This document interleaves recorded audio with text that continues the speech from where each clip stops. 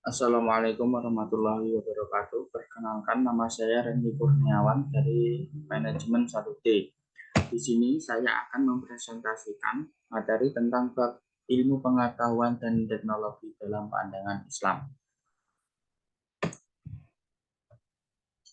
Pembahasan pandangan Islam terhadap sains dan teknologi adalah bahwa Islam tidak pernah mengekang umatnya untuk maju dan modern.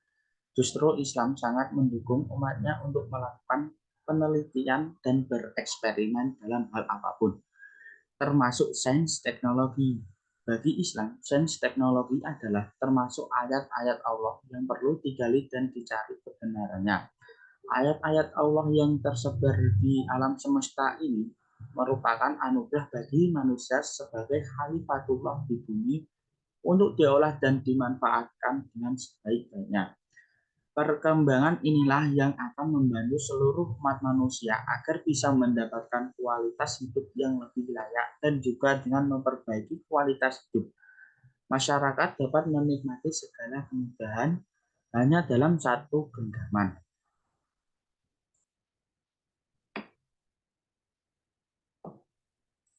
Pengertian iptek. Istilah iptek merupakan akronim dari ilmu pengetahuan dan teknologi. Dari sudut pandang filsafat ilmu, istilah ilmu pengetahuan memiliki arti yang berbeda, namun berkesinambungan.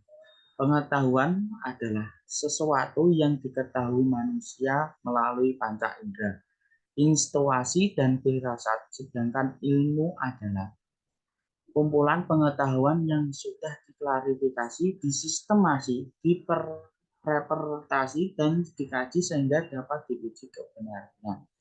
Kaitannya iptek dengan Islam, bahwa syariat Islam harus dijadikan standar pemanfaatan iptek. Ketentuan halal haram hukum syariat Islam wajib dijadikan tolak ukur dalam pemanfaatan iptek. Sebagian pun juga bentuknya. Iptek yang boleh dimanfaatkan adalah yang telah dihalalkan oleh syariat Islam, sedangkan iptek yang tidak boleh dimanfaatkan adalah yang telah diharamkan Islam, syariat Islam. Pandangan Islam terhadap teknologi. Sekarang ini kita berada di zaman yang sering terjadi perjumpaan antara agama dan budaya yang berbeda. Sementara itu, penghayatan agama pun semakin personal dan eksistensial. Setiap orang merasa bertanggung jawab atas agama yang dianutnya sendiri. Lebih lanjut, masyarakat dewasa ini dikondisikan oleh apa yang kita kenal sebagai budaya global. Situasi ini menjadikan masyarakat menjadi semakin terbuka pada keyakinan-keyakinan lain, sehingga mereka menjadi terbagi dua, yaitu mereka yang terpengaruh oleh perkembangan dan keyakinan teknologi, dan mereka yang tetap berpegang pada keyakinan agama mereka masing-masing. Bila kita lihat pada kenyataannya, perkembangan teknologi akan membawa kesejahteraan bagi umat manusia.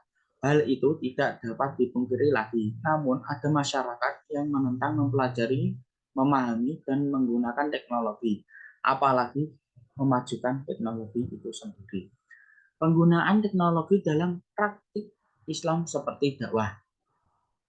Pada era globalisasi sekarang ini, kemajuan peradaban manusia ditandai dengan pemanfaatan teknologi informasi pada berbagai bidang kehidupan. Teknologi informasi menjadi salah satu pilar utama membangun peradaban manusia saat ini. Dengan memanfaatkan teknologi informasi, kita dapat memperoleh manfaat dalam mengembangkan dakwah Islam. Yaitu pertama, dakwah tidak lagi bergantung terhadap waktu dan tempat. Kedua, dakwah bisa memiliki cakupan yang sangat luas. Ketiga, pendistribusian informasi tentang dakwah yang sangat cepat. Keempat, berbagai ragam cara dalam menyampaikan materi dakwah melalui teknologi informasi. Dampak teknologi terhadap masyarakat Islam. Berikut adalah beberapa dampak negatif dari teknologi informasi terhadap masyarakat Islam. Satu, individu menjadi malas untuk bersosialisasi secara fisik. meningkatnya penipuan dan juga kejahatan cyberbullying. 3. Konten negatif yang berkembang pesat. 4. Fitnah dan juga pencemaran nama baik secara luas, menjauhkan yang dekat. 6. Mengabaikan tugas dan juga pekerjaan. 7. Membuang-buang waktu untuk hal yang tidak berguna.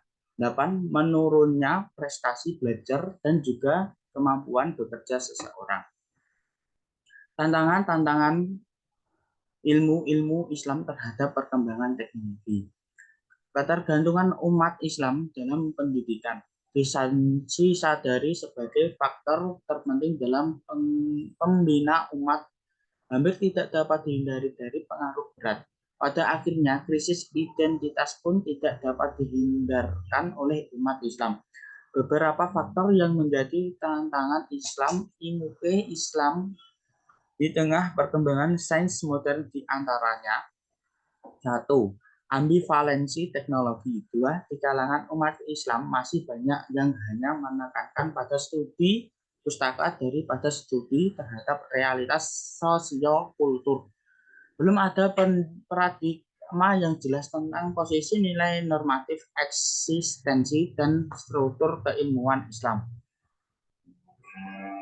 Berikut kesimpulan dari semua itu. Perkembangan teknologi tidak hanya mempengaruhi aktivitas-aktivitas komersial dan dunia wisata, melainkan juga secara luas mempengaruhi aktivitas dakwah.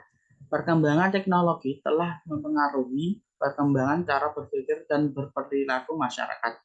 Islam tidak menghambat kemajuan iptek, tidak anti produk teknologi, tidak akan bertentangan dengan teori-teori pemikiran modern yang teratur dan lurus, asalkan dengan analisis yang teliti, objektif, dan tidak bertentangan dengan dasar Al-Quran. Peran Islam dalam perkembangan iptek setidaknya ada dua, yaitu: pertama, menjadikan akidah Islam sebagai paradigma ilmu pengetahuan. Kedua, menjadikan syariat Islam yang lahir dari akidah Islam sebagai standar bagi pemanfaatan iptek dalam kehidupan sehari-hari. Terima kasih. Berikut dari penjelasan saya. Bila ada kata-kata yang salah, saya mohon maaf. Sekian, terima kasih. Assalamualaikum warahmatullahi wabarakatuh.